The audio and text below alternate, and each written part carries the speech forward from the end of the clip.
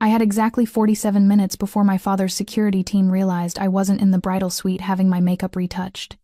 47 minutes to cross the private aviation terminal, find an unlocked jet, and disappear before I became Mrs. Harrison Whitmore III, against every instinct screaming in my body. The wedding dress was a problem. 15 pounds of Italian silk and hand-sewn crystals don't exactly blend into airport crowds, even at a private terminal where discretion is currency. I ditched the cathedral veil in the country club bathroom, stuffed the train into an emergency duffel bag I'd hidden 3 days ago. But there was no disguising the fact that I looked like a runaway bride, because that's exactly what I was. My phone buzzed for the 14th time. Father. I silenced it without looking, my hands steadier than they had any right to be, considering I was committing social suicide and probably actual legal fraud. The Whitmore-Chen merger wasn't just a wedding. It was a business acquisition where I happened to be the asset being transferred. My father had made that abundantly clear when he'd informed me 6 months ago that my opinions on the matter were irrelevant compared to the bottom line of Chen Technologies' quarterly projections. The private terminal at Teterboro Airport hummed with the quiet efficiency of wealth. No TSA lines, no crying babies, just hushed conversations and the distant whine of jet engines. I'd chosen this location specifically because my family kept 2 planes here, and where there were Chen aircraft, there were always others belonging to people in our tax bracket. People who wouldn't be using their jets on a Saturday afternoon when everyone who mattered was at the social event of the season, my wedding. Security was minimal. The truly wealthy don't worry about theft when their neighbors are equally rich. I walked through the terminal with my head high, channeling every ounce of confidence my Ivy League education and 26 years of etiquette training had instilled. The key was acting as if you belonged, like hijacking a private jet was just another Saturday errand between brunch and yoga. I'd studied the terminal layout for weeks, memorizing which companies kept planes here, which pilots were permanent staff versus contract, which jets flew frequently versus sitting idle for months. My target was a Gulfstream G650 registered to a holding company that hadn't filed a flight plan in 6 weeks. Absentee owner, probably European. Given the registration details I'd found through databases I definitely shouldn't have accessed using my corporate credentials. The aircraft sat gleaming on the tarmac, its white exterior reflecting the late October sun. Beautiful, expensive, and most importantly, the boarding stairs were down. Someone from the maintenance crew had been careless, or perhaps they assumed that in a private terminal with restricted access, security was redundant. Their mistake was my salvation. I climbed the stairs quickly, my heart hammering against my ribs so hard I thought the crystals on my bodice might shatter from the vibration. The cabin door opened smoothly, revealing an interior that made my family's jets look modest. Cream leather seats, mahogany accents, technology I couldn't even identify, built seamlessly into surfaces that probably cost more than most people's houses. Empty. Perfectly, beautifully empty. I'd learned to fly small planes at 16, a rebellious phase where I'd wanted to prove I was more than just my father's decorative daughter. I'd never actually piloted anything like this, but I'd studied enough, watched enough, prepared enough. How hard could it be? The aircraft had an autopilot. I just needed to get in the air, punch in coordinates for anywhere that wasn't New Jersey, and figure out the rest later. The cockpit was intimidatingly complex, a constellation of screens, switches, and instruments that might as well have been written in ancient Greek, for all the confidence it left me. This wasn't a Cessna. This was $65 million of sophisticated engineering, and I was a desperate woman in a wedding dress with 42 minutes left before my absence caused a search. I wouldn't recommend trying to start her without the proper authorization codes. The voice came from behind me, smooth and accented with something I couldn't immediately place. European, definitely. Italian, maybe, with undertones of something else. British boarding schools, perhaps, where accents went to get polished into weapons of class distinction. I spun around, nearly tripping over my dress train. A man stood in the cabin doorway, blocking my only exit, tall, easily 6'3", with dark hair that looked deliberately styled to appear carelessly perfect. He wore a charcoal suit that fit him like it had been constructed directly on his body, which it probably had. His eyes were the color of winter storms, gray and calculating and entirely too intelligent for my comfort. Those eyes slowly traveled over me, taking in every detail of my appearance with an assessment that made my skin prickle with awareness. The wedding dress, the emergency duffel bag clutched in my white-knuckled grip, The apparent panic I was trying desperately to mask with the same confidence that had gotten me this far. "This isn't what it looks like," I said. Which was possibly the stupidest thing I could have said, given that it was precisely what it looked like. One dark eyebrow rose in an expression of amused skepticism that somehow made him more attractive, which I resented deeply, given my current crisis. "You're not a bride attempting to hijack my aircraft?" His aircraft. Of course. The universe had a truly spectacular sense of humor. I prefer the term borrowing without explicit permission. I straightened my spine, refusing to cower even though I was clearly caught. "And technically, I haven't actually stolen anything yet since I haven't successfully left the ground. An interesting legal distinction." He moved into the cabin with the fluid grace of someone comfortable in their body and their power. Everything about him screamed dangerous sophistication, from the expensive watch on his wrist to the way he held himself as if he'd never questioned his right to occupy space. Though I suspect the authorities might view it differently. My phone buzzed again. 38 minutes. I was running out of time. And this stranger was standing between me and freedom, with an expression that suggested he found my desperation entertaining rather than concerning. "Look," I said, abandoning pretense. "I need this jet. I'll pay you back. I have money. Well, I will have money once I access accounts my father can't freeze, or I can work it off somehow. I'm excellent with numbers. I have an MBA from Wharton. I'm bilingual. I can." "Sophia." He said my name, like he was tasting it, testing its weight on his tongue. "Sophia Chen, daughter of Richard Chen, CEO of Chen Technologies. Engaged as of this afternoon to Harrison Whitmore III, heir to the Whitmore pharmaceutical empire." His lips curved into something that might have been a smile, if smiles could contain that much danger, though I suppose the engagement is somewhat in question given your current location. Ice flooded my veins. "How do you know who I am? I make it my business to know who's who in certain circles." He moved closer, and I became acutely aware that we were alone in a confined space. And I knew nothing about this man except that he owned a jet I'd just tried to steal. "The real question, Sophia, is whether you remember who I am." I studied his face, searching for recognition in features that seemed simultaneously foreign and hauntingly familiar. Something in the way he held himself, the particular shade of his gray eyes, the faint scar along his left jawline that might have come from a childhood accident or something far more violent. And then it hit me, a memory 8 years old, buried under layers of deliberate forgetting, and the kind of shame that comes from mistakes made at 18 when you think you understand the world but really understand nothing at all. Dante. His name escaped as barely a whisper. Dante Moretti. That dangerous, almost smile widened into something genuine and absolutely terrifying. "You do remember. How touching. Dante Moretti. The man I'd been engaged to when I was 18, in an arrangement even more calculated than my current one. The man I'd jilted 3 days before our wedding, choosing instead to run away to college and pretend that entire summer had been a fever dream rather than reality. The man whose family I'd learned far too late wasn't just wealthy and connected, but connected in ways that made legitimate business look like a pleasant hobby. The man whose heart I'd apparently poorly broken enough that 8 years later, he was looking at me like I was prey that had conveniently wandered into his trap.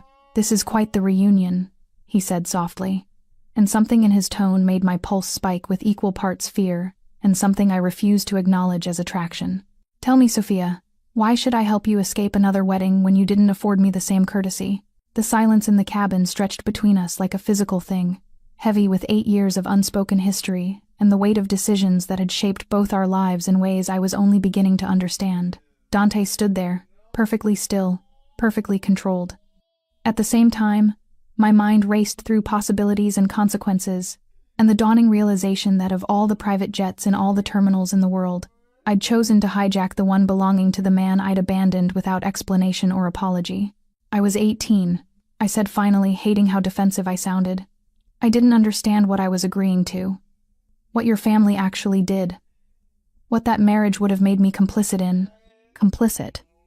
He tasted the word like it was bitter. Such a moral stance from someone currently committing federal aviation crimes. He moved to the bar area, pouring amber liquid into a crystal glass with movements that spoke of practice and privilege. "Would you like a drink? You look like you could use one. I need to leave. Now, please." My phone buzzed again, and this time I glanced at the screen. Father's personal assistant, which meant he knew. The wedding was supposed to start in 35 minutes, and the bride was missing. "If you're going to call security or my father or whoever, just do it," But if there's any part of you that remembers what it was like when we actually talked to each other, before everything got complicated, please just let me go. Dante took a slow sip of his drink, those storm-gray eyes never leaving my face. You assume I've forgiven you for the spectacular humiliation of being jilted by a teenage girl who decided she was too morally superior to associate with my family's business interests. Something dangerous flickered in his expression. That's a substantial assumption, Sophia. I know. My hands were shaking now, adrenaline and fear, and the crushing weight of time running out. I know I hurt you. I know I mishandled it. I should have talked to you, explained, not just disappeared with a note that probably made everything worse. But Dante, I was terrified. Your uncle took me aside the week before the wedding and explained exactly what being a Moretti wife meant, and I couldn't. I just couldn't. So you ran. He set down his glass. And now you're running again. Different groom, same pattern. Tell me, do you make a habit of this? Should Harrison Whitmore expect a note as well? Or have you evolved past even that courtesy? The criticism stung because it was accurate. I was running, abandoning commitments, people, and consequences because facing them required a courage I apparently didn't possess. But there was a difference between the two situations, wasn't there? With Dante, I'd been a naive 18-year-old who'd stumbled into an engagement she didn't understand. With Harrison, I was a 26-year-old woman who understood precisely what she was rejecting, and choosing to reject it anyway. Harrison is cruel, I said quietly. Not in obvious ways. Not in ways anyone outside would notice. But I've spent 6 months watching him interact with people he considers beneath him, manipulate situations for his amusement, and look at me like I'm a particularly valuable acquisition he's pleased to have negotiated successfully. The last straw was Thursday night when I overheard him on a call with his lawyer, discussing prenuptial arrangements that would give him control of my trust fund and voting shares in my father's company. This isn't a marriage. It's a hostile takeover, where I'm the asset being absorbed. Dante listened without interruption, his expression unreadable. When I finished, he moved to one of the leather seats and sat with the casual elegance of someone who'd grown up in environments where everything cost more than most people earned in a year. So you decided to steal a plane instead of simply saying no. It wasn't a question, but I answered anyway. Saying no isn't an option in my family. You know how it works, Dante. People like us don't get to have opinions about arrangements that benefit the larger business interests. My father made it very clear that this wedding would happen regardless of my preferences, and if I didn't walk down that aisle willingly, he'd find ways to make me compliant. I swallowed hard against the memory of that conversation. He threatened to have me declared mentally incompetent. Can you imagine? He actually researched the legal process for having an adult child committed to psychiatric care if they're deemed a danger to themselves. He had doctors on standby, paperwork prepared. Something shifted in Dante's expression. A flicker of something that might have been concern, or might have been calculation. That's rather extreme, even for Richard Chen. The Whitmore merger is worth $800 million. My father considers that adequate justification for extreme measures. My voice cracked slightly, and I hated myself for showing weakness in front of the one person I least wanted to appear weak in front of. So yes, I'm running, again, because apparently that's the only thing I'm good at. Dante stood, moving toward me with predatory grace that made my pulse spike. He stopped close enough that I could smell his cologne, something expensive and woody that triggered memories I'd spent 8 years trying to suppress. Memories of a summer when I'd thought I understood what love could be, before reality had crushed those illusions under the weight of family obligations and criminal enterprises. I could help you, he said softly. I could have my pilot file a flight plan, take you anywhere you want to go. Europe, South America, anywhere your father's reach doesn't extend quite so far. He paused, and his following words carried the weight of negotiation. But nothing is free, Sophia, especially not from me. Not anymore. My throat went dry. What do you want? Compensation for what you took from me 8 years ago. His hand came up, fingers tracing the line of my jaw with a touch so light it might have been my imagination, except for the way my skin burned where he touched. You cost me considerable embarrassment, professional complications with families who'd expected that alliance. I think you owe me a debt. What kind of debt?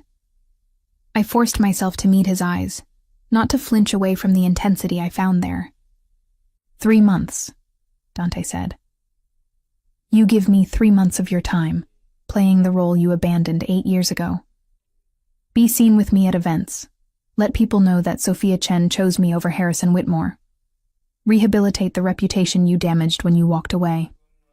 After 3 months, I'll give you enough money to disappear permanently, if that's what you still want.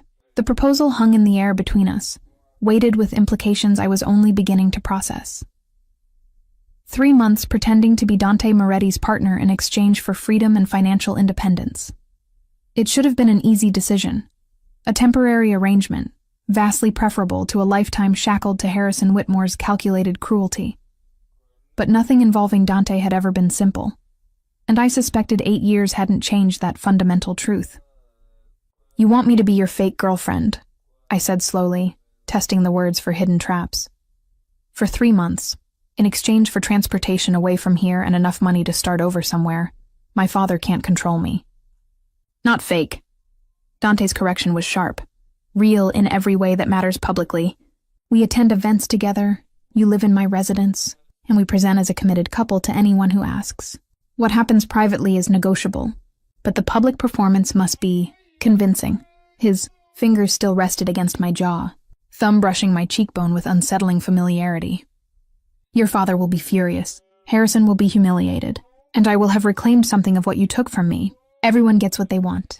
Except, I wasn't sure what I wanted beyond escaping the immediate trap of today's wedding. 3 months in Dante Moretti's world, playing pretend with a man who had every reason to resent me, surrounded by the kind of people I'd run from originally. But the alternative was worse. Much worse. My father's threats weren't empty. Harrison's prenuptial arrangements would leave me with nothing. At least Dante's offer came with an expiration date and the promise of freedom afterward. Where would we go?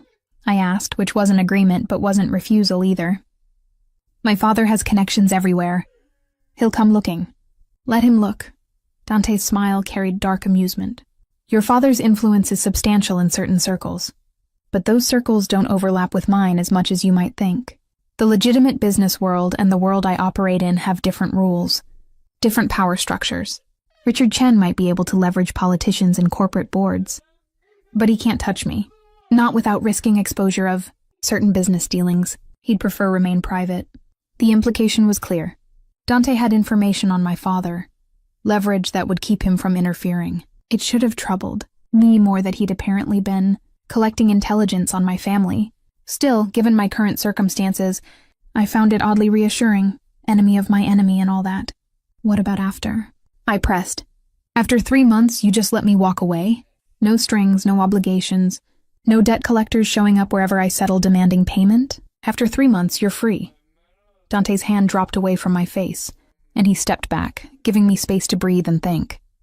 I keep my word, Sophia, always. It's one of the few absolute principles I maintain in a world with precious few absolutes. He moved to the cockpit entrance, tapping a panel that brought the entire aircraft to life. But we're out of time for negotiation. In approximately 20 minutes, your father's security team will expand their search beyond the country club grounds. They'll check airports, train stations, anywhere a desperate bride might flee. If you're still here when they arrive, my assistance becomes exponentially more complicated. He was right. The wedding was supposed to start in 30 minutes. By now, someone had discovered my absence, raised alarms, and initiated protocols for finding missing brides. My father would be orchestrating the search with military precision, calling in favors and deploying resources most people couldn't access. Every minute I stayed stationary was a minute closer to recapturing. 3 months, I heard myself say. Starting today, after 90 days, arrange transportation to wherever. I want to go and provide enough money to establish a new identity if necessary, and nothing illegal. I won't participate in anything that violates the law or harms people. That's non-negotiable.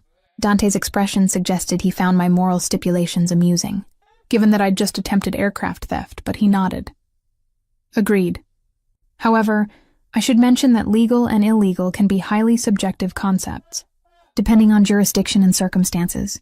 But I won't ask you to participate in anything that violates your ethical boundaries, whatever those might be. Then we have a deal. I extended my hand, making it formal, a business transaction, rather than whatever else it might become over the next 3 months. Get me out of here and I'll play the devoted Girlfriend convincingly enough that everyone believes. Sophia Chen chose the dangerous. Dante Moretti over the respectable Harrison Whitmore. His hand closed around mine, warm and strong and sending unwelcome electricity up my arm. Oh, we'll be far more than girlfriend and boyfriend by the time I'm finished rehabilitating my reputation. He pulled me closer with that handshake, close enough that I had to tilt my head back to maintain eye contact. We'll be engaged. Again. Properly this time. With all the publicity and commitment that entails. I want everyone who witnessed your rejection 8 years ago to see you choose me willingly this time. My stomach dropped. That wasn't part of the deal we just made. It's part of my deal. Dante's smile was sharp enough to cut. You walked away from an engagement with me. You'll repair that damage by entering another one, publicly and enthusiastically. We'll throw a party, announce it properly, and let society watch you accept what you previously rejected. After 3 months, we'll have a very public, very mutual parting of ways where we both agree we want different things. Civilized, mature, nothing like the disaster you created last time. The manipulation was breathtaking in its elegance. He wasn't just asking me to play pretend. He was asking me to publicly validate the choice I'd rejected. To tell the world that walking away from Dante Moretti had been a mistake. I was correcting. My pride rebelled against the humiliation, but my practical side understood that pride was a luxury I couldn't currently afford. Fine, I said through gritted teeth. Fake engagement, public appearances, 3 months of playing the reformed runaway bride who realized what she gave up. But the engagement ring stays costume jewelry, not some massive diamond that makes an ownership statement. Agreed. He finally released my hand and moved toward the cockpit. Now take that ridiculous dress off and put on something from the wardrobe closet in the back. We have a flight plan to file and a scandal to create. Your new life begins the moment this aircraft leaves the ground. The wardrobe closet Dante mentioned turned out to be a full dressing room tucked into the rear section of the jet, complete with mirrors, lighting, and enough designer clothing to stock a boutique. Everything was organized by type and color, suits and dresses, and casual wear, all bearing labels I recognized from magazine spreads and window displays. I'd only ever admired from outside. This wasn't just emergency travel clothing. This was a curated collection that suggested Dante frequently entertained guests who needed to change or perhaps expected company that might require wardrobe options. I didn't want to think too hard about what kind of company they might be or why they might need clothes. That path led to jealousy I had no right to feel about a man I'd abandoned 8 years ago. Instead, I focused on finding something practical that would fit and wouldn't make me look like I was trying too hard. Eventually, I settled on black pants that fit surprisingly well in a cashmere sweater in deep emerald that was probably worth more than my monthly rent at the apartment I'd maintained in Manhattan despite my father's insistence that I live at home. Removing the wedding dress required contortions worthy of a circus performer. The bodice had approximately 4,000 buttons running down the back, each one a tiny, crystal-encrusted torture device that had required 2 assistants to fasten that morning.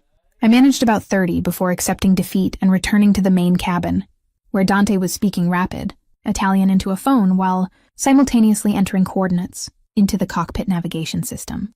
He glanced up when I appeared, still wearing the dress, frustration evident on my face. Something that might have been amusement flickered in his expression before he ended his call, and moved toward me with the confidence of someone who'd undressed women out of formal wear many times before. I resented that confidence almost as much as I resented needing his help. "Turn around," he said quietly, and I did, feeling vulnerable in ways that had nothing to do with physical safety. His fingers worked the buttons with practiced efficiency, each one releasing with a soft pop that seemed unreasonably loud in the confined space. "You know this dress probably costs more than most people earn in a year. Seems wasteful to abandon it. Harrison chose it," I said, keeping my voice steady despite the intimacy of his hands moving down my spine. Actually, his mother chose it. I was informed my opinion wasn't required since she was paying for the dress and the wedding, and apparently my presence was just a formality. The last button released and I caught the bodice before it could fall completely. Besides, I have no use for wedding dresses. This is the second one I'm walking away from.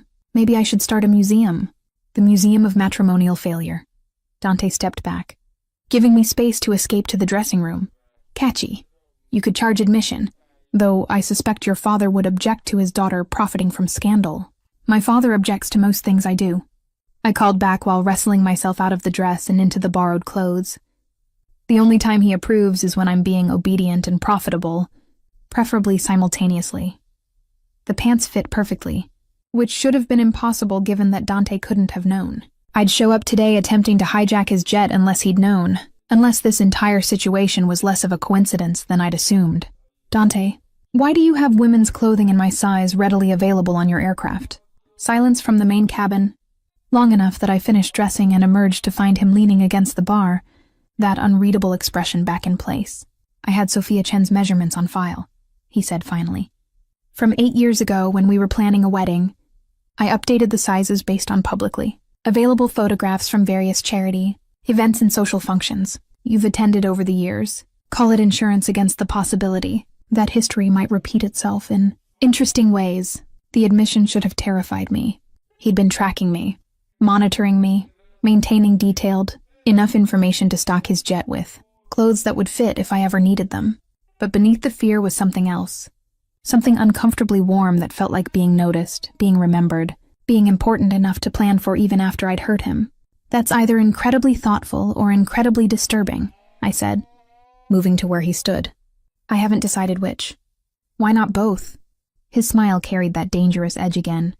I'm a complicated man, Sophia. You knew that 8 years ago, and it's only become more true since. If you're going to spend 3 months in my world, you should probably accept that moral ambiguity comes with the territory. Before I could respond, his phone buzzed with incoming messages.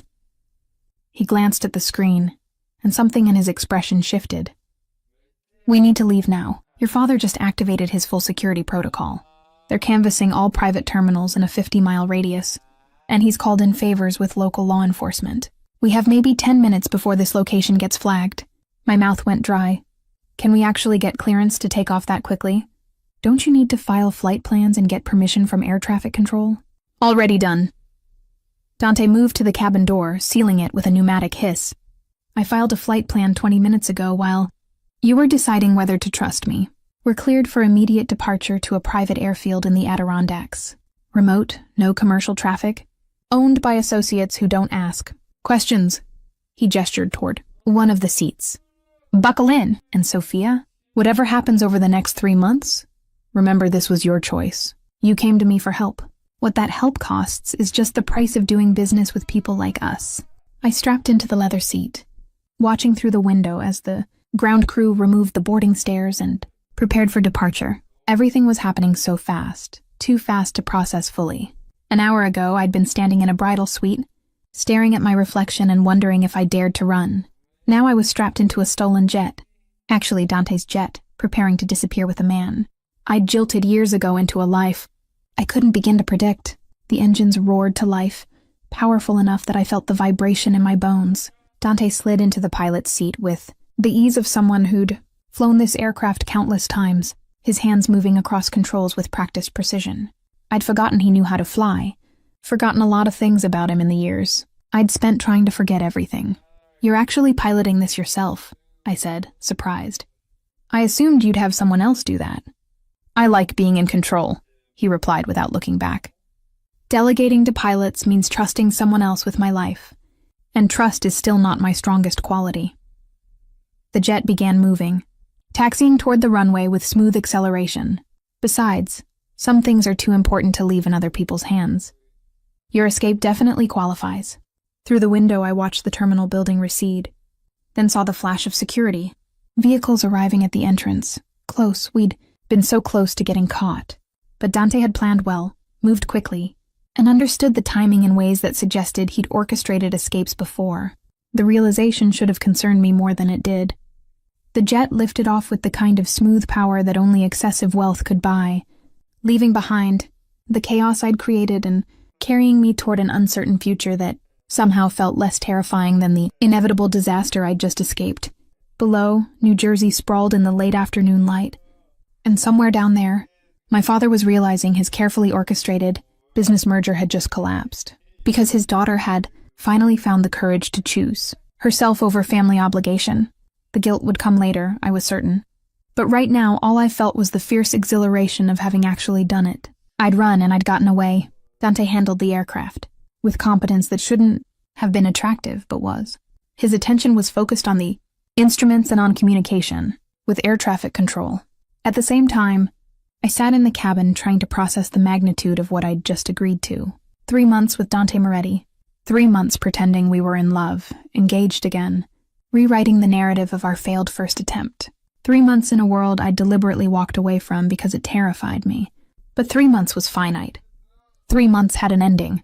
A lifetime married to Harrison. Whitmore would have been infinite imprisonment with no possibility of parole. Once we reached cruising altitude, Dante set the autopilot and emerged from the cockpit, loosening his tie with one hand while pouring 2 glasses of wine with the other. He handed me one without asking if I wanted it, which I resented even as I accepted the glass, and took a grateful sip. Good wine, of course. Everything about Dante was quality, from his tailored suits to his choice of aircraft to the vintage. He served at 30,000 feet. "Your father will be making calls," Dante said, settling into the seat across from me. "Calling in favors, applying pressure to anyone he thinks might know your location. He'll suspect I'm involved eventually, probably within the next few hours, once someone mentions seeing a woman in a wedding dress entering the private terminal around the time my jet departed. We should discuss a strategy for handling the inevitable confrontation." Confrontation, I repeated the word, as if it might mean something different when I said it out loud. "You mean when my father tries to have me forcibly returned and possibly committed to psychiatric care as he threatened?" "He won't succeed." Dante's certainty was absolute. "Richard Chen has influence, but it's concentrated in specific areas.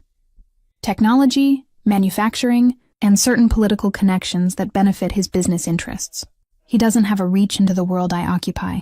And, more importantly, he has secrets he'd prefer remain private. Offshore accounts, technology transfers to embargoed countries, and intellectual property theft concealed behind layers of corporate subsidiaries.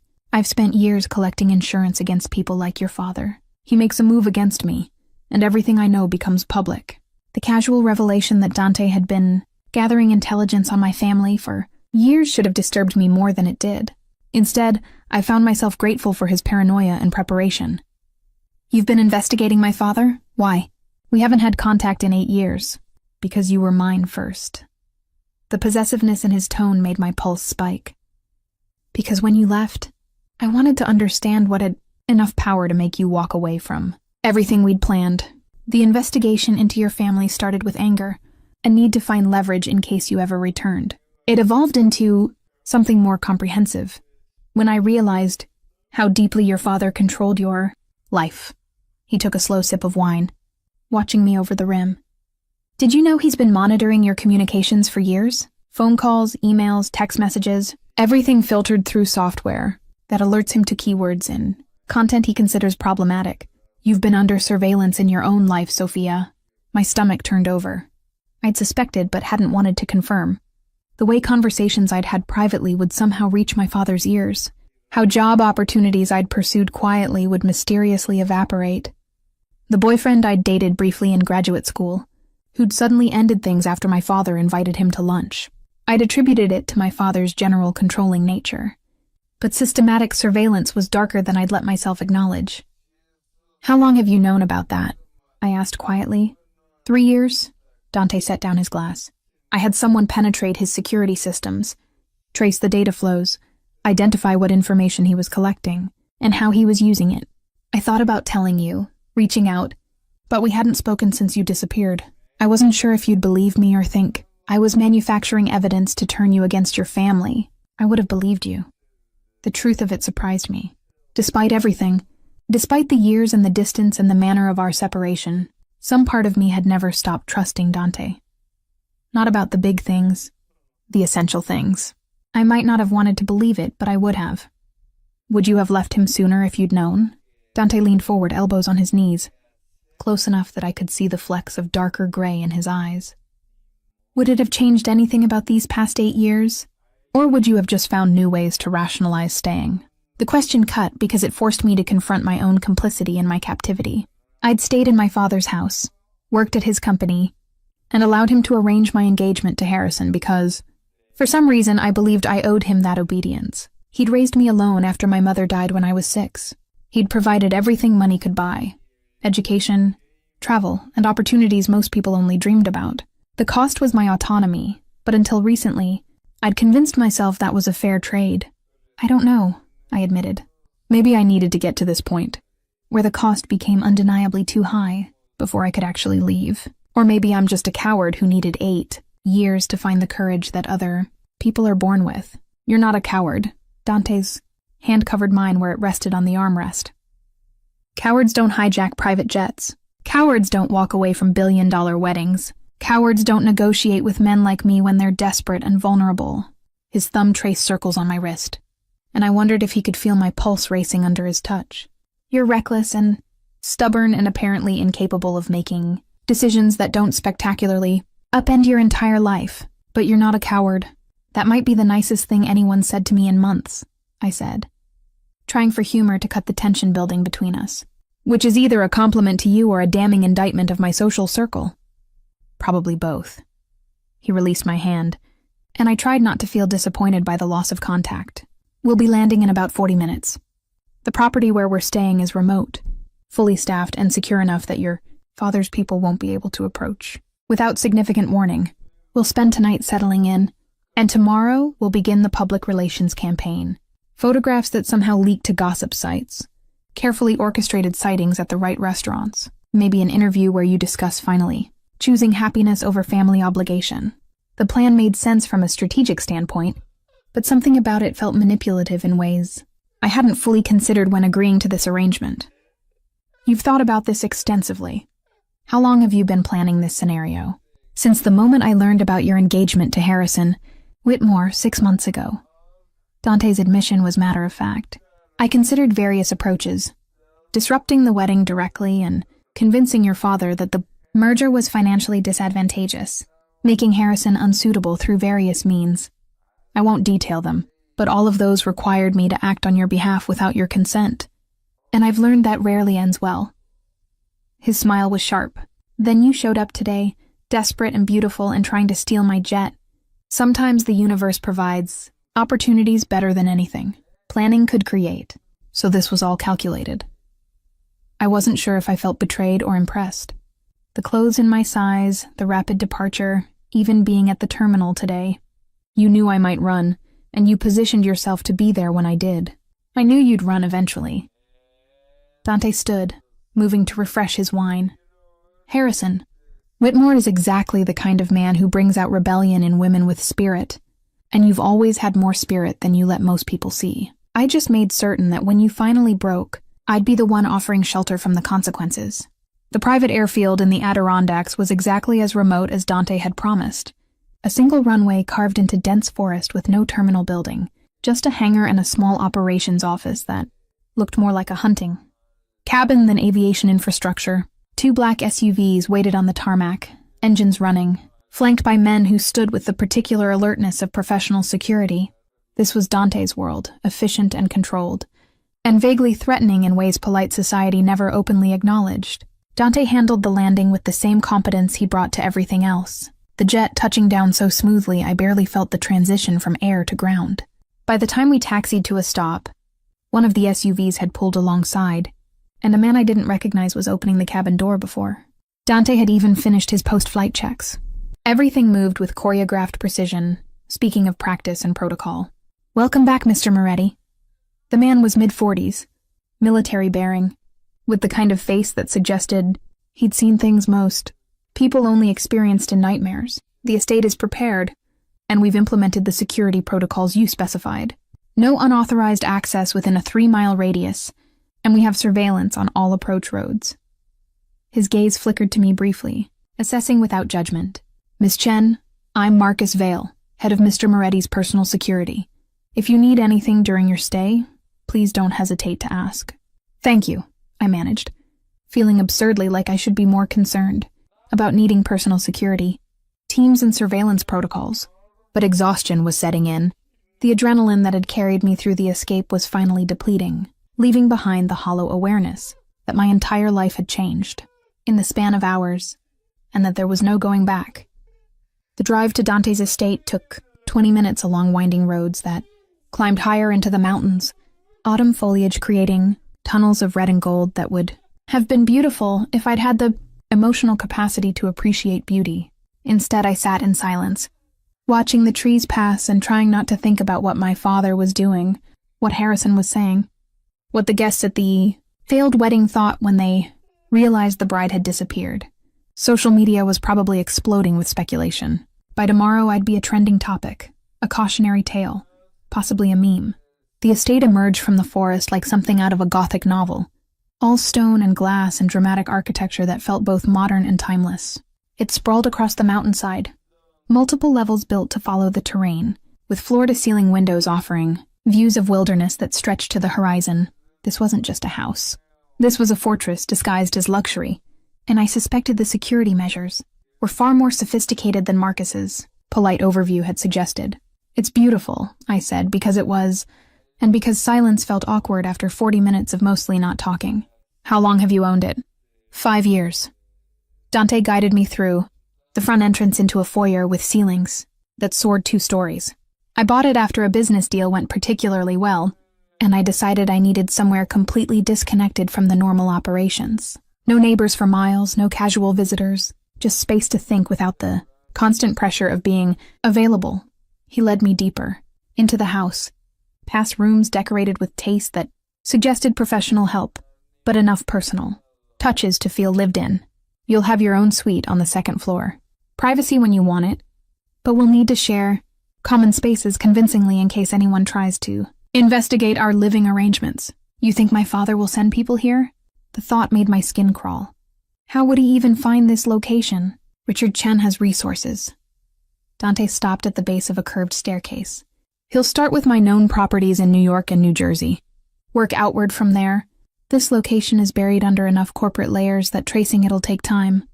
But eventually, someone will make the connection. When they do, I want the evidence to support our story. Shared living space, evidence of a relationship. Nothing that contradicts the narrative we're building. The narrative we're building. Everything about this arrangement was transactional, performed, strategic. I'd agreed to those terms, understood what I was trading freedom for, but hearing it stated so clinically made something in my chest ache. Once upon a time, Dante and I had talked about real things, shared actual moments, connected in ways that had felt genuine despite the arranged nature of our engagement. Now everything between us was calculation and negotiation, and I mourned what we'd lost even though I was the one who'd destroyed it. I understand, I said quietly. I'll play my part convincingly. You'll get what you need, and I'll get my freedom after 3 months. Clean transaction. Something flickered in Dante's expression, too quick to interpret before his usual control reasserted itself. Your suite is this way. I had staff prepare clothes in various sizes since I wasn't certain the measurements I had were still accurate. If anything doesn't fit, or you need something specific, tell Marcus and he'll arrange it. He started up the stairs, and I followed, trying not to notice how his shoulders carried tension that hadn't been there an hour ago. There's a schedule on the desk in your room. Appearances we'll need to make over the next few weeks. Review it tonight, and tomorrow we'll discuss which events are non-negotiable versus which we can adjust, based on your comfort level. The suite he showed me was larger than my entire Manhattan apartment, decorated in soft blues and grays that should have been calming but somehow made me feel even more alone. A king-sized bed dominated one wall, across from those massive windows showing nothing but darkening forest. The closet Dante mentioned turned out to be a full dressing room, and he hadn't exaggerated about the clothes. Everything from casual wear to formal gowns, all organized by color and occasion, all in sizes that would probably fit. This is too much, I said, overwhelmed by the excess. I don't need this many clothes for 3 months. You need to look like you belong in my world. Dante stood in the doorway, maintaining a deliberate distance. That means appropriate attire for every possible situation. Considerate costuming for the role you've agreed to play. He checked his watch, and I realized with a start that it was after 8. The wedding would have been over by now if it had happened. Harrison would be my husband, and I'd be trapped in whatever nightmare he'd planned for our marriage. Instead, I was here, with Dante, safe but not free, protected but imprisoned in different ways. Dinner will be ready in an hour. Casual dress, just the 2 of us tonight. Tomorrow the performance begins, but tonight you can just be yourself. He left before I could respond, closing the door with a soft click that somehow felt louder than it should. I stood alone in the beautiful room, surrounded by expensive things I hadn't chosen, committed to an arrangement I barely understood, and wondered not for the first time if I'd escaped one trap only to walk willingly into another. But this trap had an expiration date. 3 months. 90 days. I could survive anything for 90 days. Even playing pretend with a man who made my pulse race and my judgment falter in equal measure. The schedule Dante mentioned sat on the antique desk, printed on heavy paper in an elegant font that made even calendar items look essential. I forced myself to read through it, cataloging the events he'd planned for our public debut. A charity gala in Manhattan on Tuesday, dinner with business associates on Thursday, a weekend in the Hamptons at someone's estate party.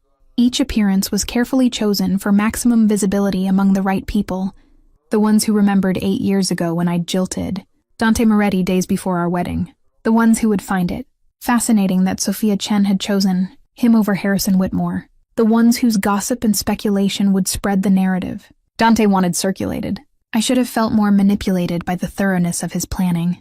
Instead, I felt oddly cared for, as someone had finally taken the burden of decision-making off my shoulders and replaced it with clear expectations and defined boundaries. For 3 months, I didn't have to figure out what to do with my life. I just had to show up, play my part, and let Dante orchestrate everything else. After years of being controlled by my father, it should have felt familiar, but somehow it felt different. Dante was asking me to pretend to choose him. My father had demanded that I actually surrender my will. The distinction mattered, even if I couldn't fully articulate why. Dinner turned out to be an intimate affair in a smaller dining room off the central kitchen, the kind of space designed for comfortable meals rather than formal entertaining. A woman in her 60s with kind eyes and efficient movements had prepared roasted chicken with herbs I couldn't identify and vegetables that tasted like they'd been picked from a garden hours ago.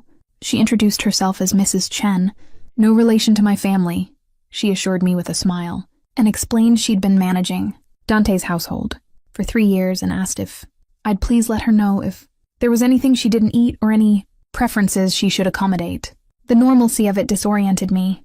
I'd expected something darker, more obviously criminal.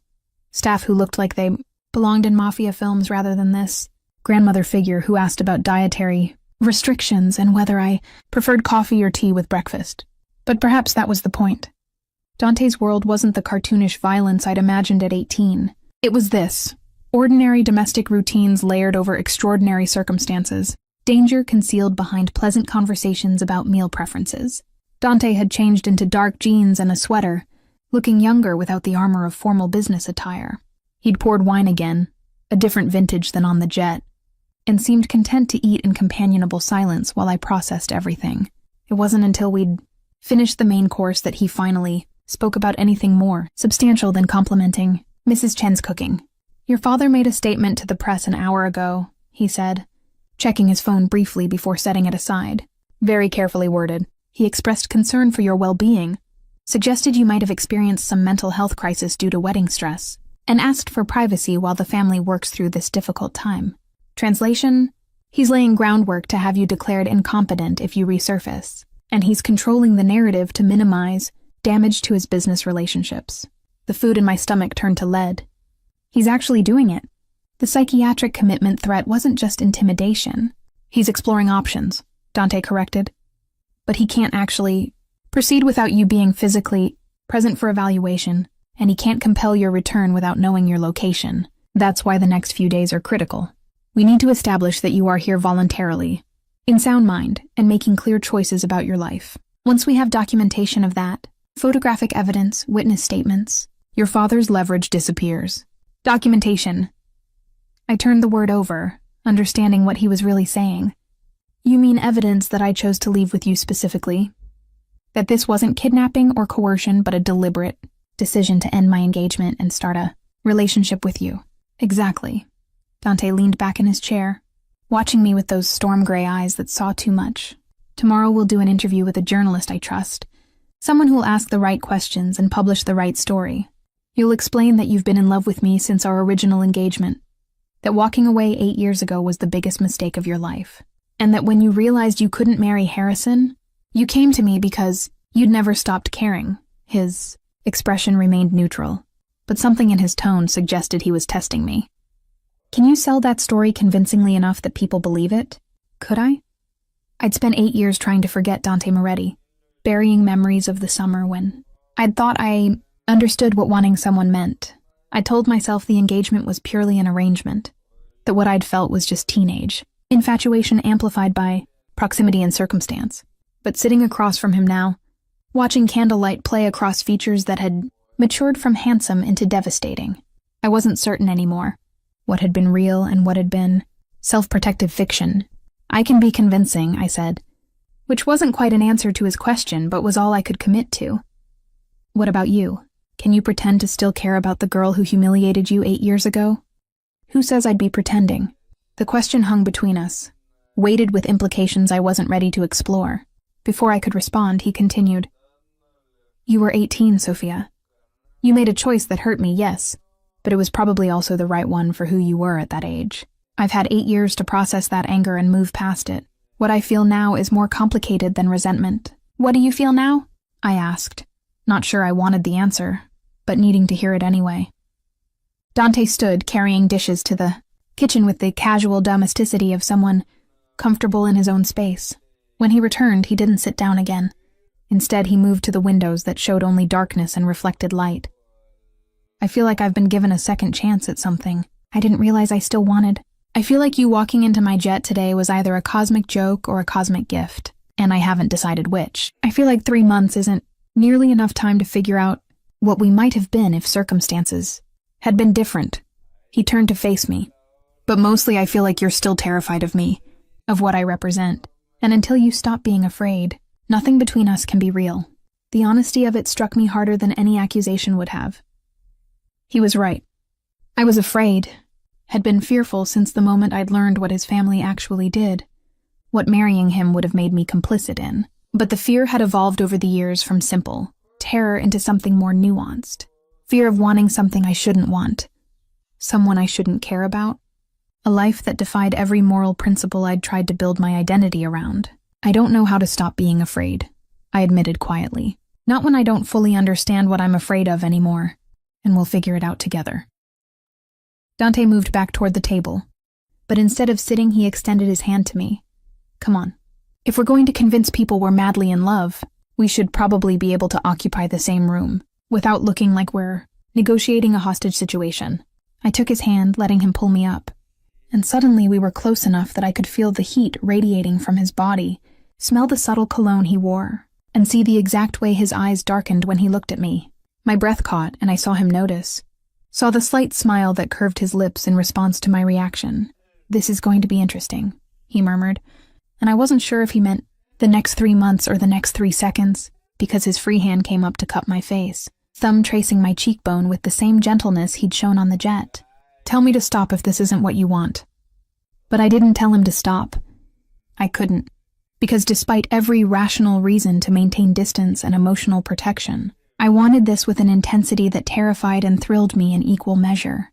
When he kissed me, it was nothing like the careful, chaste kisses we'd shared 8 years ago when we were both younger and performing affection neither of us fully understood. This was heat and hunger and 8 years of unanswered questions finding expression in the slide of lips and the press of bodies, and the kind of chemistry that made me understand why people made catastrophically bad decisions in the name of wanting.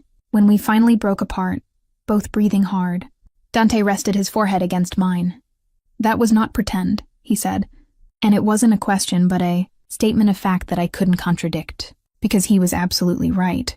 Whatever else existed between us, complicated history, and conflicting motivations, and carefully negotiated arrangements, the attraction was devastatingly real. "No," I agreed, my voice barely above a whisper. "That was definitely not pretend." "Good." He stepped back, creating space between us that felt like loss. "Because I need you to understand something before we go any further with this arrangement. I can play pretend for the cameras, for the public, for everyone who needs to believe the narrative we're selling. But when we're alone like this, I'm not interested in performance. Whatever happens between us privately will be real, messy, complicated, and entirely voluntary on both sides. If you can't handle that, tell me now before this becomes something neither of us can walk away from." The ultimatum was clear. He was offering honesty in private even while we maintained fiction in public, but only if I was brave, enough to accept what honesty might reveal about what still existed between us. I could retreat to a safe distance, keep everything transactional and temporary, serve out my 3 months, and leave with my emotional walls intact.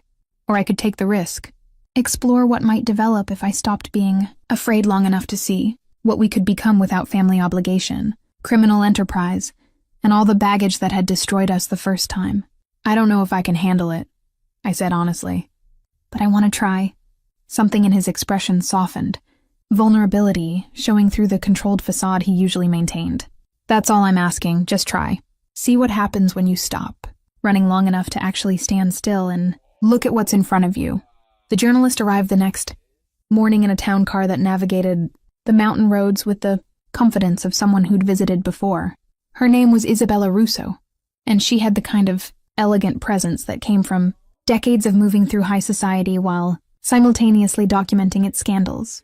Dante trusted her, he'd explained over breakfast, because they had a mutually beneficial history, which I suspected was code for the fact that she owed him favors and wouldn't ask inconvenient questions about the veracity of our story. She set up in the library, a room I hadn't explored yet that turned out to be 2 stories of books and comfortable leather furniture with those same massive windows showing endless forest. A photographer accompanied her, a quiet man who positioned lights and adjusted camera settings.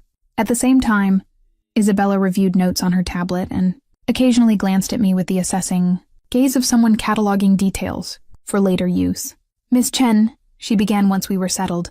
Dante and I positioned on a sofa that forced proximity while maintaining enough space to look natural rather than staged. Thank you for agreeing to speak with me. I know yesterday must have been incredibly difficult. Walking away from your wedding to Harrison Whitmore, can you tell me what was going through your mind in those final moments before you decided to leave? I'd rehearsed this with Dante at dawn, standing in the kitchen while Mrs. Chen prepared breakfast and pretended not to listen. The story needed to feel spontaneous while hitting specific narrative points, emotional without being melodramatic, and honest enough to be believable while concealing everything that actually mattered. I was standing in the bridal suite looking at my reflection, and I realized I was about to make the same mistake twice, I said, letting genuine emotion color my voice because the feeling was real even if the specifics were tailored. 8 years ago, I walked away from Dante because I was scared of what our life together might become. I convinced myself I was making a mature decision, that I needed independence, education, and time to figure out who I was outside of family expectations. But the truth was I'd fallen in love with him that summer, and that terrified me more than anything else. Isabella leaned forward slightly, engaged. You loved him then? At 18? I didn't have the emotional vocabulary to recognize it at the time. I continued, aware of Dante's stillness beside me. I just knew that when I was with him, I felt seen in ways I'd never experienced before. He didn't treat me like Richard Chen's daughter or a useful alliance. He treated me like I was interesting, like my thoughts mattered, like I was a person rather than a position. And that was overwhelming, for someone who'd spent their entire life being valuable only for what I represented. It wasn't entirely fabricated. There had been moments that summer when Dante had surprised me with his attention to the details of my interests, asking questions about my studies, and listening when I talked about wanting to do something meaningful rather than just decorative. I'd deliberately forgotten those moments, buried them under the fear and anger that came later. But sitting here now, being honest, I realized how much of what I was saying carried truths I'd been avoiding. But you still left, Isabella prompted. You walked away 3 days before the wedding without explanation. I did. I looked down at my hands, genuine shame making the admission easier. It was cruel and cowardly, and I've regretted it every day since. Not the decision to leave. I wasn't ready for marriage at 18, but the way I left. Dante deserved better than a note and silence. He deserved honesty and conversation and closure, and I was too immature to provide any of that. Which brings us to yesterday, Isabella said. You were about to marry Harrison Whitmore, a man by all accounts well suited to you in terms of background and position. What changed? Why walk away from him specifically? This was the delicate part, the place where we needed to damage Harrison's reputation without making legally actionable accusations. Dante had carefully coached me through the phrasing, words that suggested without stating, allowing listeners to conclude, without us providing ammunition for defamation lawsuits. Harrison and I had different values about important things, I said slowly. How to treat people who work for you, what marriage should be, partnership versus acquisition, the role of genuine affection versus strategic alliance. Over the 6 months of our engagement, I realized that marrying him would mean surrendering parts of myself I'd spent 8 years developing. becoming the kind of person I didn't want to be. I glanced at Dante, letting real emotion show because it was safer than faking it. And I also realized that I'd never stopped comparing every man I met to the one I'd left behind. It wasn't fair to Harrison, pretending I could love him, when part of me was still wondering what might have happened if I'd been brave enough to stay. "So you went to Dante," Isabella said, and something in her tone suggested she knew. There was more to the story but was choosing not to pursue it. "Did you plan this or was it spontaneous?" "Completely spontaneous. That part was genuine, at least from my perspective. I didn't even know if he'd want to see me after how badly I'd hurt him. I just knew I couldn't go through with marrying Harrison. And when I tried to think of where I could go, who I could trust to help me without judgment or obligation, Dante was the only person who came to mind. I reached for his hand, the gesture feeling less performed than I'd expected. I was prepared for him to turn me away. I would have deserved that. Instead, he offered me safety and a second chance. I definitely don't deserve, but am grateful for anyway." Dante's fingers closed around mine, and when he spoke, his voice carried conviction that made me wonder how much of this was performance, and how much was genuine. How could I turn her away? I spent 8 years angry, then another few years telling myself I'd moved past it, and then she appeared looking terrified and desperate and still somehow exactly the person I remembered. You don't get many second chances in life. I wasn't going to waste this one proving I could hold a grudge. Isabella smiled, the expression of someone who'd gotten exactly the story she'd hoped for. "That's beautifully romantic. Your families must be devastated, though. Have you spoken with your father yet, Miss Chen?" "Not yet." My throat tightened with real anxiety. I know I need to, but I'm not ready for that conversation. My father had particular expectations for my life, and I've just destroyed most of them. He'll be hurt and angry, and I understand that. But I also can't keep living according to someone else's plan for my future. At some point, you have to choose yourself, even when that choice disappoints people you love. The interview continued for another 30 minutes. Isabella asking carefully crafted questions that allowed us to build the narrative layer by layer. The rekindled romance, the realization that we'd never stopped caring, the decision to move forward together, despite a complicated history. By the time she signaled her photographer to stop shooting, I was exhausted from maintaining performance, and uncertain which parts had been acting in, which had been uncomfortably close to confession. "This will run tomorrow," Isabella said as she packed her equipment. "Online first, then print edition by the end of the week. I'll send you both a preview tonight to confirm everything is accurate."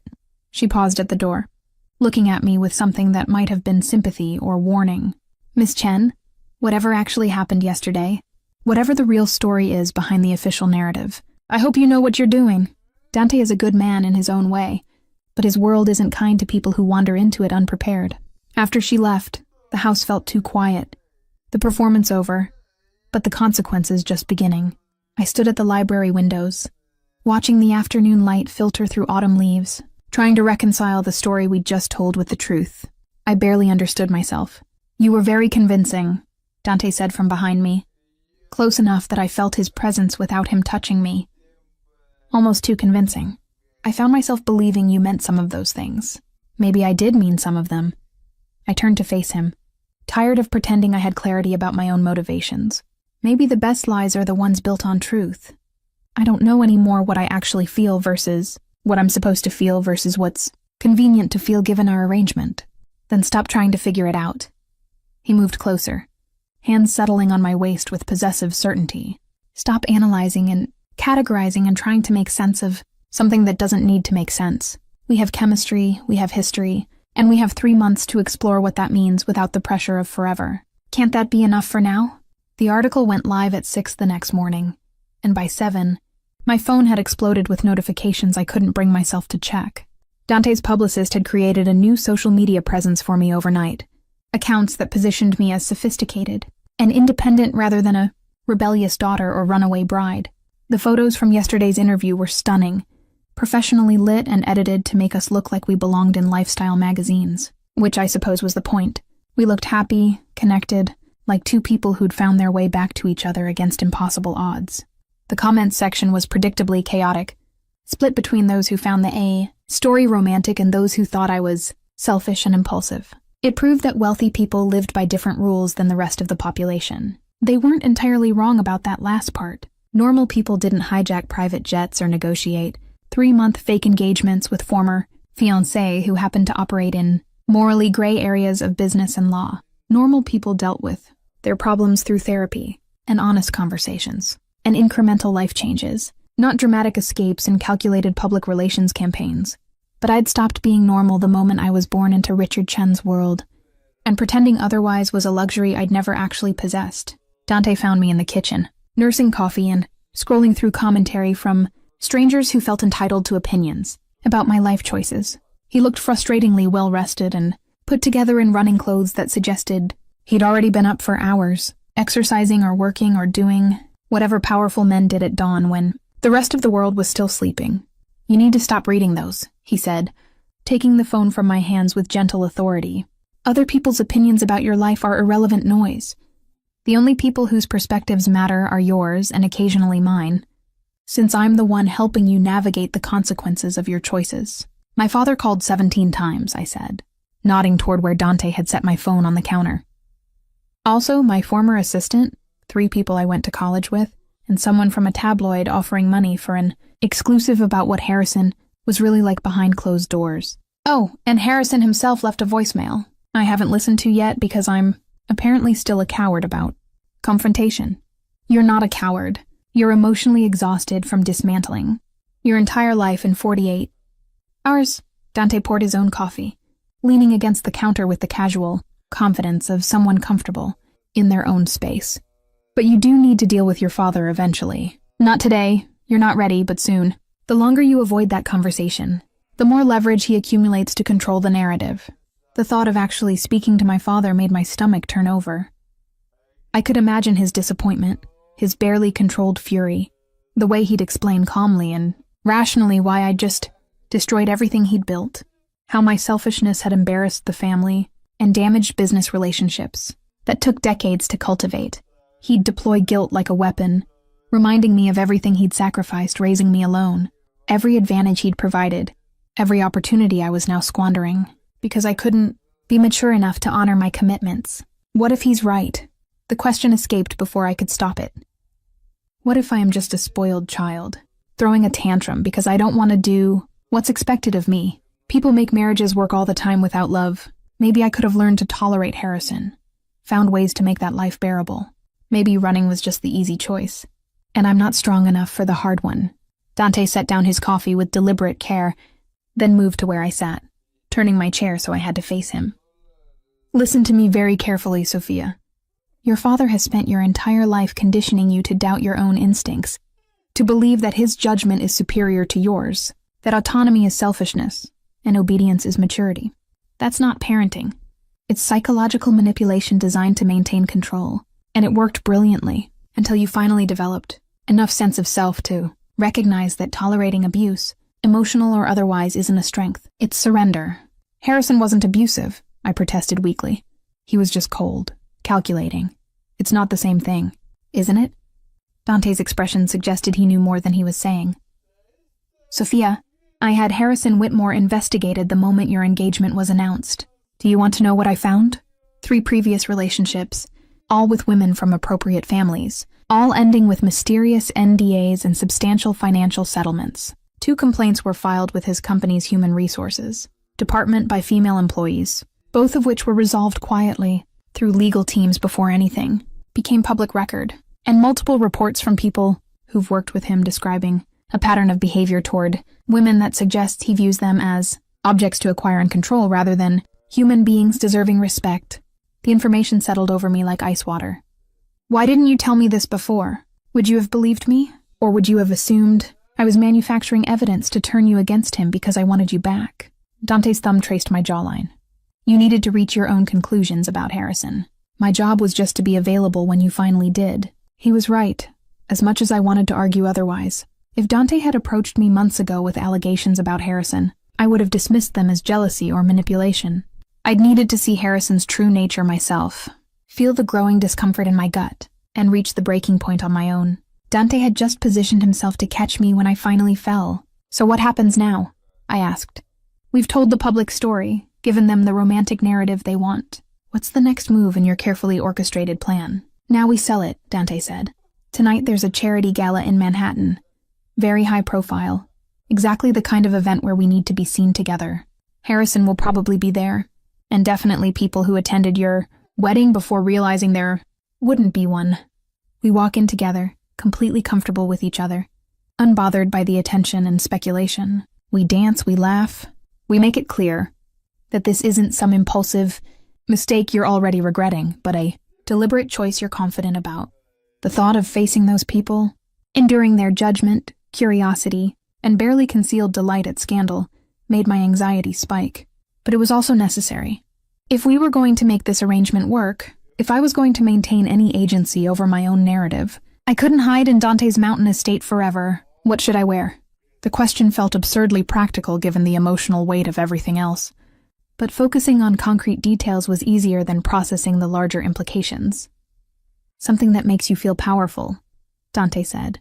The wardrobe has options. Mrs. Chen has already coordinated with my stylist to pull selections, appropriate for tonight's event. Try things on. Choose whatever makes you feel most like yourself, or maybe like who you want to become. This is your chance to define your public image, on your terms rather than letting other people project their assumptions onto you. He left me alone to prepare, and I spent the afternoon in the dressing room trying on gowns that cost more than most people's cars, each one more beautiful than the last. Eventually, I settled on deep burgundy silk that managed to be sophisticated and subtly defiant. Simultaneously, a dress that said I knew exactly what I was doing even if that wasn't entirely true.